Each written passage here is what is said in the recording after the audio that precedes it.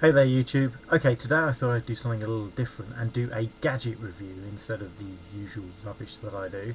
The gadget I'm going to be reviewing is the Kymera Magic Wand. And my dad saw this on Dragon's Den and was very impressed, rushed out immediately and bought one, and of course I stole it from him within seconds. So let's go on with the review, shall we? Okay, so what exactly is the Kymera Magic Wand? Basically, it's a universal remote control that you can use with your TV, video, stereo, in fact, any device that uses infrared remote controls, in the shape of a magic wand. So let's have a look at it, shall we? Here we go.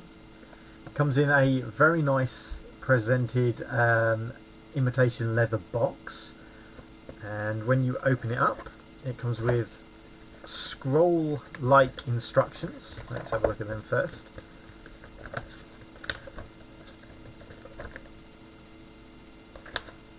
I have got them right way up, I think. Yep, they're in the instructions telling you how to use it. As you would imagine with a magic wand shaped device, it operates on flicks of the wrist in order to activate your chosen device.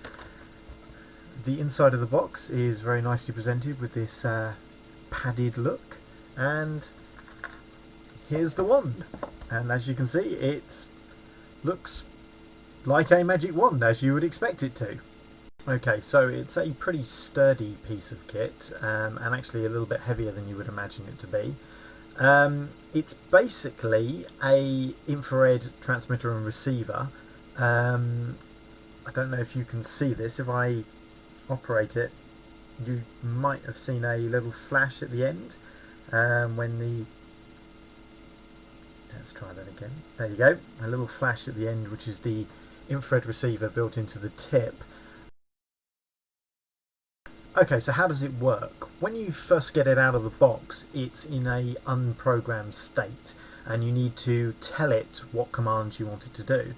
The way you do that is by putting it into a receiving mode, which is detailed on the instructions, and then pointing it at a remote that you want to imitate, making the gesture that you want to use to do a certain command, and then pushing that button on the remote.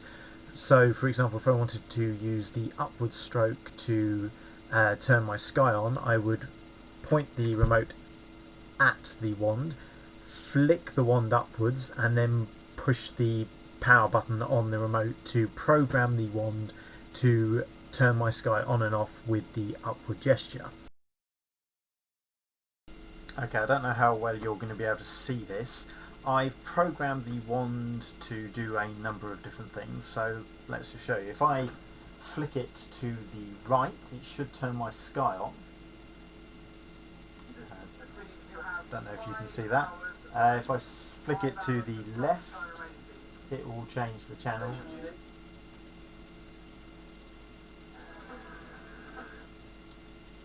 Like so. If I flick it back to the right, it'll switch sky off again. If I do up, it should turn my stereo on. You probably can't see that, but in a minute you should be able to hear it.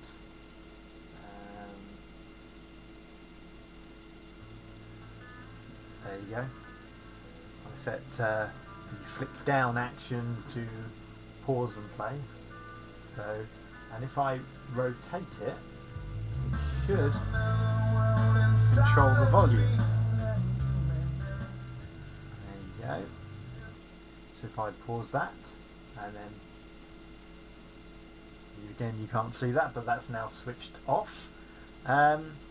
Yes, there you go. That's some of the things the wand can do. Okay, so you've seen how it works, which leaves us with the big question of, is it any good? And to be honest, that's not a simple answer to give. I think I'm going to have to break it down a bit into a few different categories to answer that question. First impressions of the Kymera Magic Wand are very high. Everything from the presentation of the box to the instructions to the feel and look of the device are very impressive. I'm not embarrassed to admit that I geeked out seriously when I saw it and couldn't help but smile every time I was waving it about changing channels. It is initially a very impressive piece of kit. That said, there are some downsides to it. The main one being that it is very difficult to use. The movements you have to do have to be very precise in order to get the desired effect, and many of them are very similar, so it's quite possible to aim to turn your TV on and accidentally turn your stereo off instead. Some things like the twisting, which I use to control the volume on my stereo, are very sensitive in that you twist it and then stop and it can keep going, and so your volume keeps getting louder and louder, and then you have to twist it the opposite way to stop it. If you move it, it can sometimes go off unintentionally. Just picking it up can set it off, and it takes an awful lot of practice to get it right, so that is a bit of a pain. Equally, it is limited to just 13 commands, which does sound a lot initially, but if you start programming things like your TV, your stereo, your Sky, your surround sound system, it quickly adds up. I mean, just thinking the Sky alone, there's a command to switch it on, there's changing channel one way, changing channel another way, bring up a menu, change the volume one way or change the volume the other way. Very quickly you use up all 13 commands that it can do, and as I said before, some of them are very similar and some of them are quite tricky to pull off. I mean, there's one command where you have to start with it straight, turn it 90 degrees, then tap twice, all without moving it in order to carry off the command, and sometimes that doesn't always work. Maybe it's just me not being very practiced at it yet, but it is a bit of a pain. Again, I said that before. My biggest issue with it, however, is the fact that it is very gimmicky, and though I thought it was absolutely brilliant when I first got it out and started playing with it, it got old very, very quickly. As I said, the commands are a little fiddly. They're also quite slow. You do one command and then you have to wait a second to do another. So, say for example, if you've set it to filter through a menu, you'll move down one item, move down another item, move down another item. Then you find that you've come to an option that you haven't programmed in, so you have to find the original remote control to do that option in order to get to the next thing you have programmed into the wand. I found myself using it initially and then very quickly went back to something like this in order to just get around a lot quicker and choose what I wanted, and to make sure I made the right choice. As I said, very easy to do the wrong thing with a device like this. Right, let's give it some scores, shall we? Initial impression, I'm going to give 9 out of 10. It is a very nice looking piece of kit. It is fun. It's presented incredibly well. There's a whole magical feel to it. You want to run around turning everything on and off with it. It is, great fun to start with.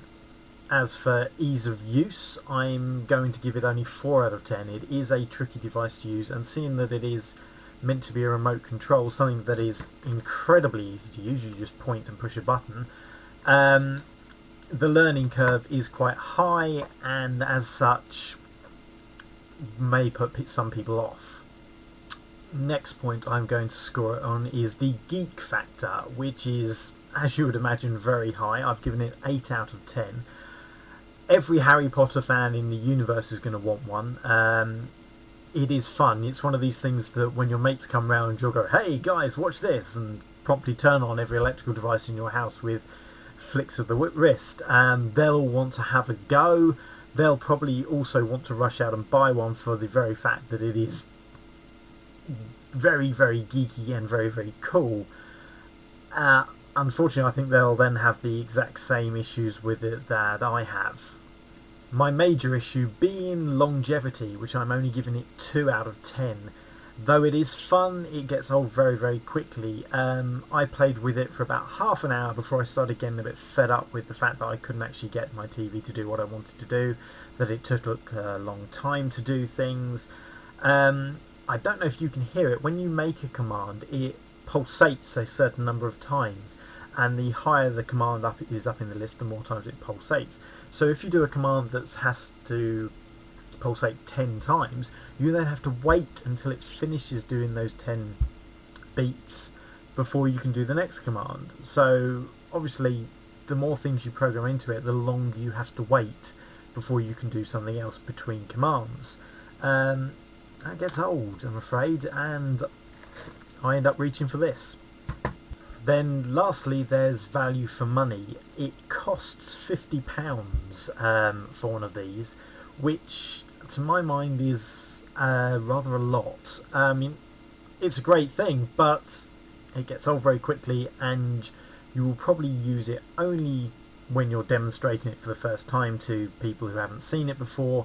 The rest of the time you're going to use a regular remote control. It's just how it is. And I think 50 quid for a gimmick is quite a lot.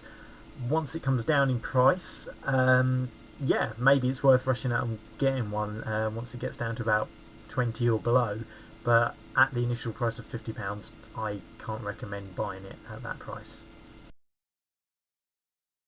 I'm going to give the Kymera Magic Wand remote control an overall score of 5.5 out of 10.